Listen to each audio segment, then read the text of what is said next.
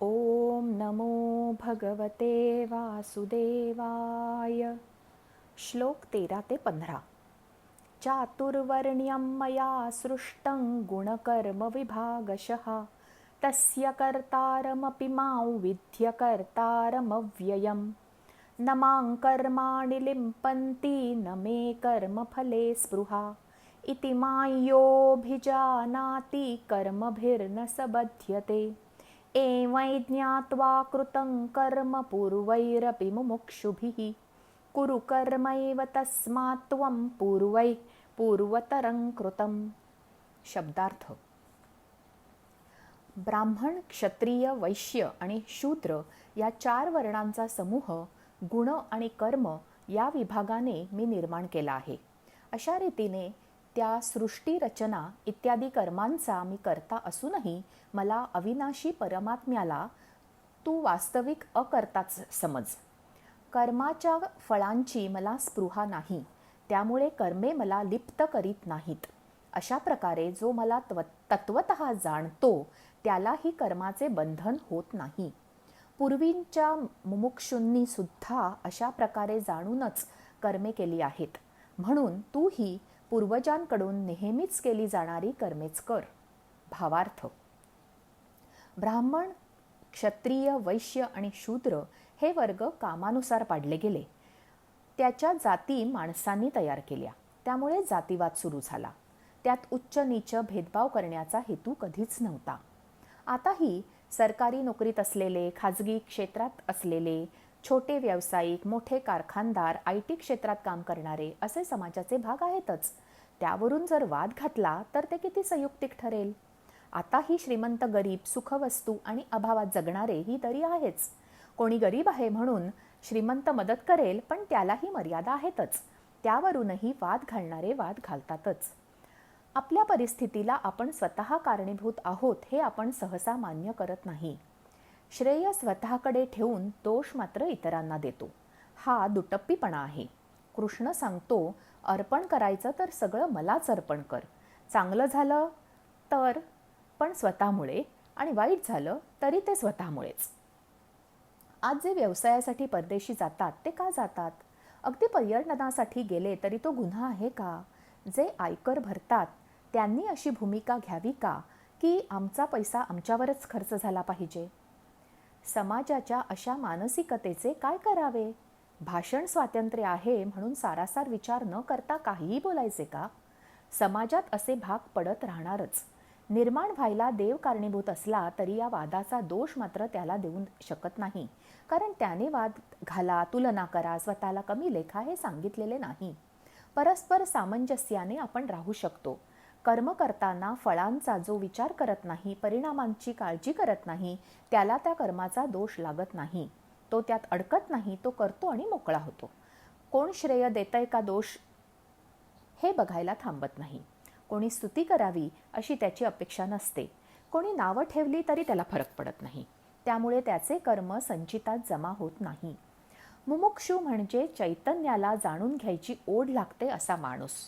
जो मुमुक्षू असतो त्याने कायम आपले कर्तव्य अशा प्रकारे करावे, आधीच्या मोठ्या माणसांच्या अनुभवावरून शहाणे व्हावे, इतिहासावरून काहीतरी शिकावे. इतिहास शिकून काय उपयोग असे अनेकांना वाटते, पण चुकांची पुनरावृत्ती टाळण्यासाठी इतिहास जाणून घ्यावा लागतो. शेतकऱ्याच्या मुलाने शेतकरी होण्यात फायदा हा असतो की त्यासाठी लागणारे ज्ञान आणि साधने त्याला सहज उपलब्ध असतात. असे असले तरी पूर्वज म्हणजे आपले घराणे आणि कर्मे म्हणजे पारंपरिक व्यवसाय असा इथे अर्थ नाही.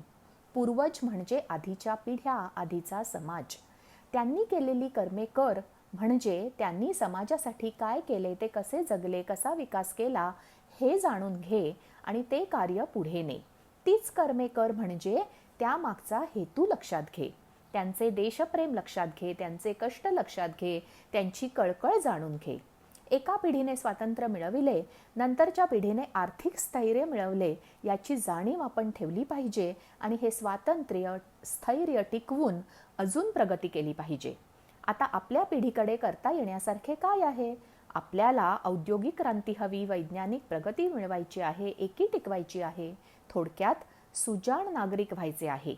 इतिहासावरून इतका बोध घ्यायला हवा, इतिहासाची पुनरावृत्ती चांगल्या गोष्टीत करूया. श्लोक 16 ते 18. किं कर्म किम कर्मेति कवयोऽप्यत्र मोहिताः तत्ते कर्म प्रवक्ष्यामि यज्ञात्वा मोक्ष्यसे शुभात्. कर्मणो ह्यपि बोद्धव्यं बोद्धव्यं च विकर्मणः अकर्मणश्च बोद्धव्यं गहना कर्मणो गतिः. कर्मण्यकर्म यः पश्येद कर्मणि च कर्म यः स बुद्धिमान् मनुष्येषु स युक्तः कृत्स्न कर्म कृत्. शब्दार्थ. कर्म काय व अकर्म काय ह्याचा निर्णय करण्याच्या बाबतीत बुद्धिमान मनुष्यही संभ्रमात पडतात. म्हणून ते कर्माचे तत्व मी तुला नीट समजावून सांगेन. ते कळले की तू अशुभापासून म्हणजेच कर्मबंधनातून सुटशील. कर्माचे स्वरूपही जाणले पाहिजे आणि अकर्माचे स्वरूपही जाणले पाहिजे.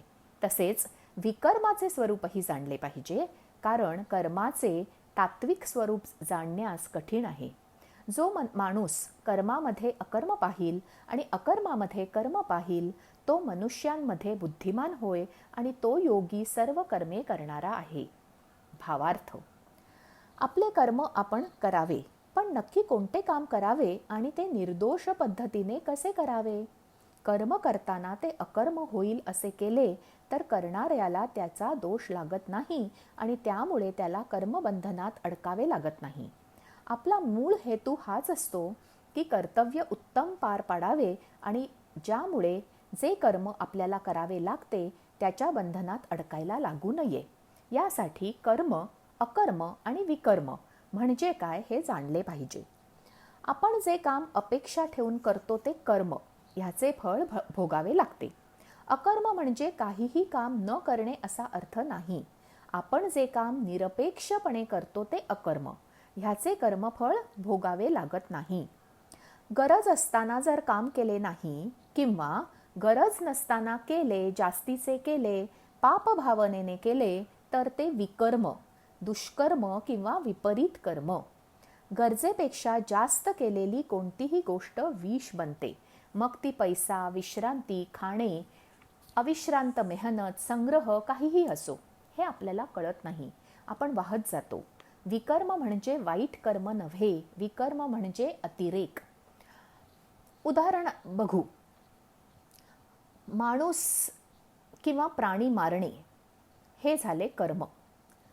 गरज असताना मारला तर अकर्म. जसे सैनिक शत्रूला युद्धात मारतात, त्यांना हत्येचे पातक नाही. पण उगाचच अथवा सूडबुद्धीने मारला तर ते विकर्म. जर प्राण्यांची छंद म्हणून शिकार केली तर ते पाप आहे. तोच माणूस हा भवसागर यशस्वीपणे पार करतो जो त्याच्या वाट्याला आलेले कर्म अकर्म होईल असे करतो. एक प्रकारे तो योगी आहे. कर्मात योग साधायचा तर दोन गोष्टी बघायला हव्यात. एक, समत्वय योग उच्यते, म्हणजे काम करताना समानता जपली पाहिजे. तारतम्य हवे, सारासार विवेक हवा. समजा आपण झाडांना पाणी घालतोय तर सर्व झाडांना सारखे पाणी घालणे ही समानता नव्हे. तुळस असेल, नारळ असेल, गुलाब असेल, निवडुंग असेल, प्रत्येक झाडाला वेगळं पाणी हवं ना. तुळशीला बादलीभर पाणी चालणार नाही आणि नारळाला बादलीभर पाणी पुरणार नाही. निवडुंगाला रोज पाणी घातले नाही तरी चालते.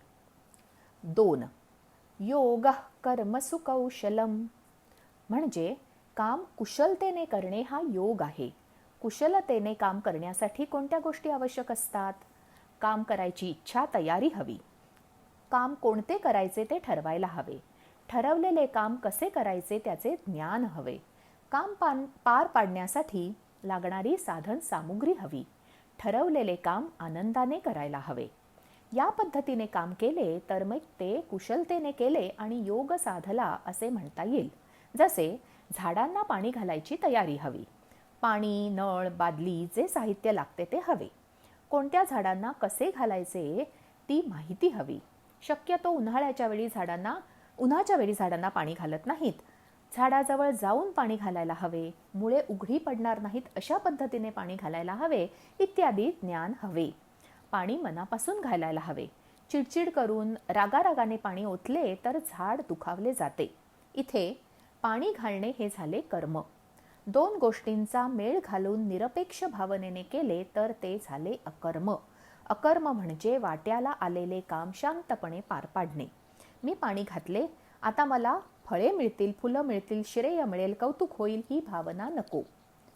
नको असताना पाणी घातले तर, किंवा माणसांना गुरांना पाणी मिळत नसताना सुद्धा नासाडी करत अवाजवी पाणी घातले तर मग ते विकर्म. आजचे निरूपण इतकेच. जय श्री कृष्ण.